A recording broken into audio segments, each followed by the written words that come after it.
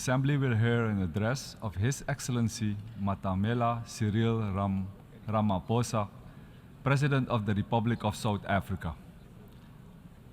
I request protocol to escort His Excellency. Yeah. On behalf of the General Assembly, I have the honor to welcome His Excellency Matamela Cyril Ramaphosa, President of the Republic of South Africa, and to invite him to address the Assembly. President of the 78th session of the UN General Assembly, the United Nations Secretary General, Mr. Antonio Guterres, Excellencies, heads of state and government, ministers, and ladies and gentlemen. 78 years ago, in the aftermath of the Second World War, the nations of the world made a solemn commitment to save future generations from the horror and the suffering of war. Through the United Nations Charter, these nations accepted a shared mandate to foster peace and promote fundamental human rights, to promote social progress, and to ensure that there's a better standard of life for all. And yet, as we gather here, much of humanity is confronted by war and conflict, by want and hunger, by disease and environmental damage and disaster. Solidarity and trust between states is being eroded. Inequality, poverty, and unemployment are deepening across many nations in the world. In these conditions, and in the wake of a devastating global pandemic, the achievement of the Sustainable Development Goals seem increasingly remote. At the moment when every human effort should be directed towards the realization of Agenda 2030, our attention and our energies have once again been diverted by the scourge of war. But these woes, these divisions, these seemingly intractable troubles can and must be overcome. Over millennia, the human race has demonstrated an enormous capacity for resilience, for an ability to resolve problems, for adaptation, innovation, compassion, and solidarity. At this moment, we are all called upon to reaffirm these essential qualities that define our common humanity.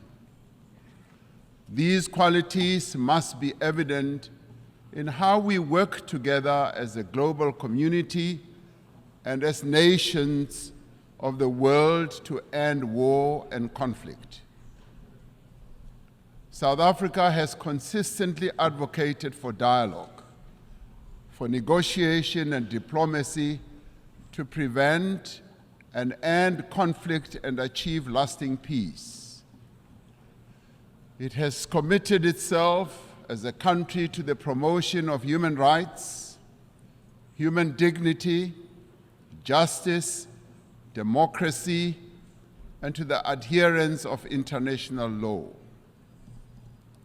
From the experience of our own journey, from the evil system of apartheid, which was declared a crime against humanity by this very organization, to democracy, we value the importance of engaging all parties to conflicts to achieve peaceful, just, and enduring solutions.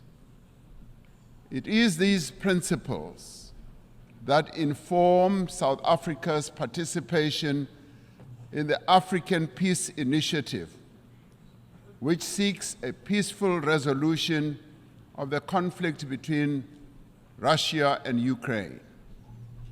In this conflict, as in all conflicts, we have insisted that the UN Charter's principle of respect for the territorial integrity of every country should be upheld.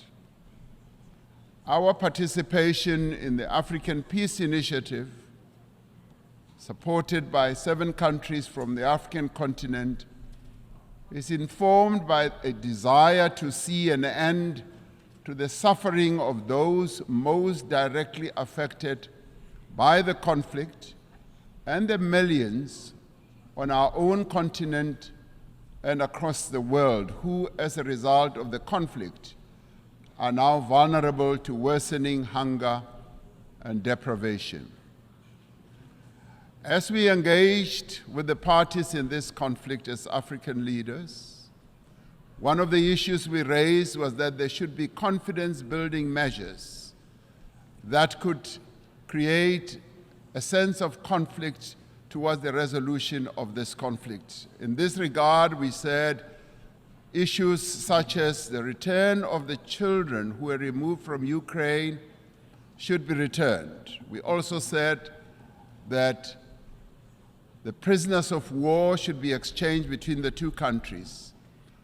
I've just held a meeting with President Zelensky, who says that, in part, some of our efforts are bearing fruit as the children are now being returned and the prisoners are also being exchanged. But then we said we need to see this happening on a much faster pace. As the international community, we must do everything within our means to enable meaningful dialogue, just as we should refrain from any actions that fuel conflict. As we confront other conflicts in several parts of the world, including on our own continent, Africa, we need to be investing in prevention and peace building. We support the call by the UN Secretary General in the new Agenda for Peace for member states to provide more sustainable and predictable financing for peace-building efforts. As a global community, we should be concerned by the recent incidents of unconstitutional changes of government in some parts of Africa. The global community needs to work alongside the African Union to support peace efforts in the DRC, in Libya, Sudan, Somalia, Mali, Central African Republic, South Sudan, North Mozambique, the Great Lakes region, the Sahel, Niger, and the Horn of Africa.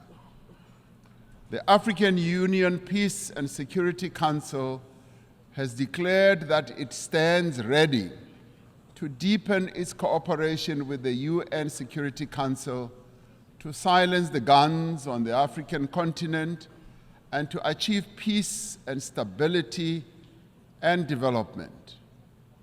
We are called upon to remain true to the founding principles of the United Nations by recognizing the inalienable right of the people of Western Sahara for self-determination in line with the relevant UN General Assembly resolutions. We must work for peace in the Middle East for as long as the land of the Palestinians remains occupied, for as long as their rights are ignored and their dignity is denied, such peace will remain elusive. The actions of the government of Israel have imperiled the possibility of a viable 2-state solution.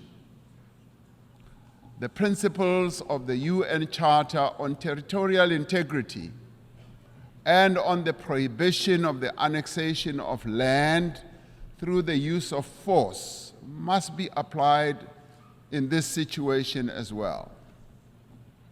South Africa continues to call for the lifting of the economic embargo that was imposed 60 years ago against Cuba, an embargo that has caused untold damage to the country's economy and the people of Cuba as well.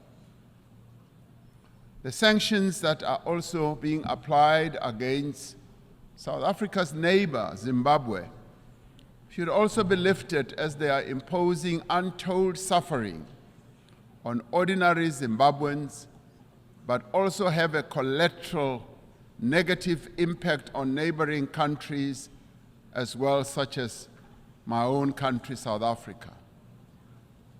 As many people around the world are confronted by hunger and want, the essential human qualities of cooperation and solidarity must be evident in the actions that we take to bridge the divide between the wealthy and the poor.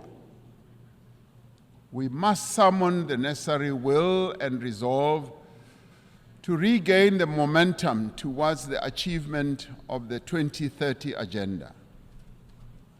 This means that we must address the fundamental developmental challenges that have long characterized as well our unequal world.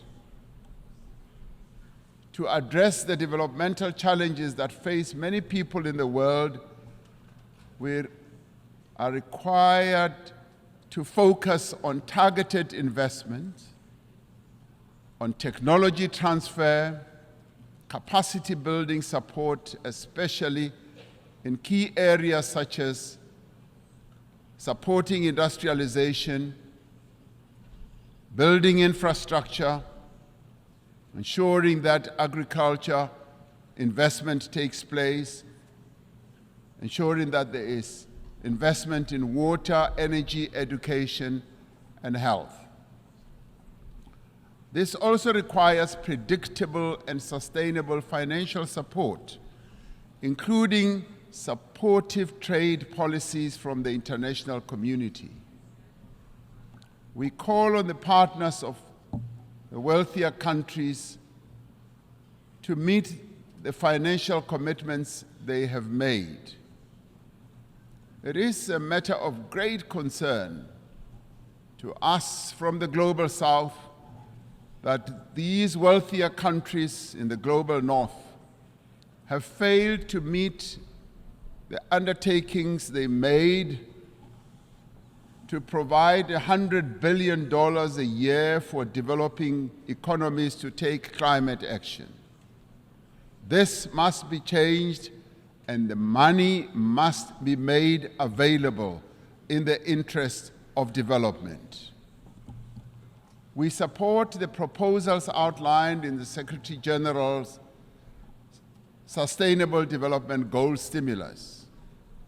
In particular, we support the call to tackle debt and debt distress that many countries, particularly in the Global South, are burdened by. And we support the call to massively scale up affordable long-term financing to $500 billion a year and to expand contingency financing to countries that are in need. It is a grave indictment on this international community that we can spend so much money on war. And in fact, trillions are being spent on war, but we cannot support action that needs to be taken to meet the basic needs of billions of people in the world, needs such as addressing hunger, health, empowering women, and making sure that there is development in countries that are vulnerable. The achievement of the Sustainable Development Goals depends fundamentally on the empowerment of women in all spheres of life. Social and economic progress will not be possible unless we end gender discrimination. We must ensure that there is equal access for women to health care, education, as well as economic opportunities. We must pay particular attention to the provision of adequate health services to every woman, child, and adolescent. By doing so, we will fundamentally improve the health and well-being of all. The empowerment of women must be central to the actions we now take towards the realization of Agenda 2030. The women of the world need empowerment. They have a right to empowerment. They have a right also to participate equally in decision-making structures of all institutions in the world. I am proud that in South Africa, 50% of the members of the Cabinet of South Africa are women. And today I'm accompanied by an all-women delegation to this United Nations General Assembly. It should be a matter of concern to us all that the majority of people who are sitting in this assembly are men. The question we have to ask, where are the women of the world? The women of the world have a right to be here to represent the views of women across the world. The essential human qualities of innovation and adaptation must be evident in the actions we take to prevent the destruction of our planet. Africa is warming faster than the rest of the world. We are told that the 20 climate hotspots in the world that we have, we find 17 of them in Africa. Africa is least responsible for the climate damage that has been caused, and yet it bears the greatest burden. Centuries after the end of the slave trade, decades after the end of the colonial exploitation of Africa's resources, the people of our continent are once again bearing the cost of industrialization of the North and the development of the wealthy nations of the world. This is a price that the people of Africa are no longer prepared to pay. Many countries in the North count their assets in the mineral resources that are beneath the African soil. The wealth of Africa belongs to Africans. The mineral wealth that is beneath the soil of Africa must, in the end, accrue to Africans. We urge global leaders to accelerate the global decarbonization while pursuing equality and shared prosperity. We need to advance all three pillars of the Paris Agreement: mitigation, adaptation, and support, with equal ambition and urgency. African countries, alongside other developing economy countries, need increased financial support to both implement the 2030 Agenda and to achieve their climate change goals in a comprehensive and integrated manner. We need to operationalize the Loss and Damage Fund for vulnerable countries hit hard by climate disasters, as agreed at COP27. Africa has embraced this challenge. Africa is determined to deploy smart, digital, and efficient green technologies to expand industrial production, to boost agricultural yields, to drive growth and create sustained employment for Africa's people. As the global community, we must ensure the essential qualities that define our humanity are evident in the institutions that manage the conduct of international relations. We require institutions that are inclusive, that are representative, that are democratic and advance the interests of all nations. We require a renewed commitment to multilateralism based on clear rules and supported by effective institutions. This is the moment to proceed with the reform of the United Nations Security Council, to give meaning to the principle of the sovereign equality of nations, and to enable the Council to respond more effectively to current geopolitical realities. We are pleased that the common African position on the reform of the Security Council is increasingly enjoying wide support. This process must move to text-based negotiations, creating an opportunity for convergence between member states. The recently held BRICS summit in Johannesburg also affirmed the view that the United Nations Security Council should be reformed and should ensure that those who are not represented, that is, nations that are not represented, are also represented. We must ensure that the voice of the African continent and the Global South is strengthened in the United Nations and broader multilateral system. All the peoples represented here in this United Nations had their origins in Africa. In Africa, they developed the tools and capabilities to spread across the world and achieved remarkable feats of development and progress. And all this was due to the skills and the talent that originated from the African continent. Despite its history, despite the legacy of exploitation, colonialism, and subjugation, despite the ongoing challenge of conflict and instability, Africa is determined and ready to regain its position as a site of human progress. The era of African development has arrived.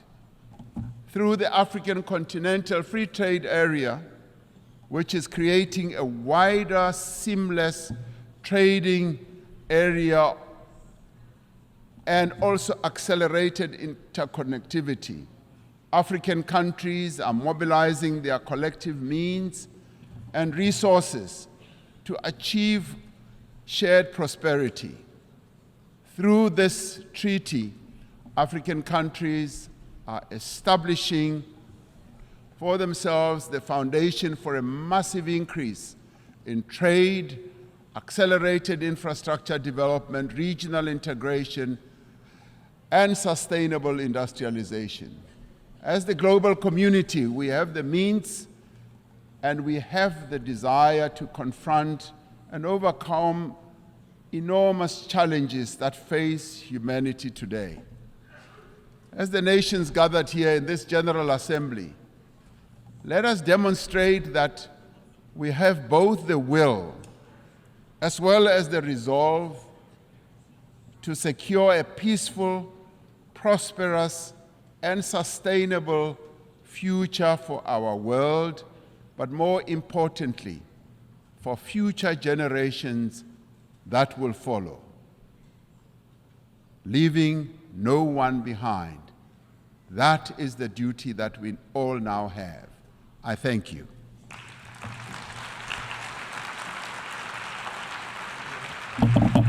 I wish to thank the President of the Republic of South Africa for the statement just made, and I request protocol to escort His Excellency.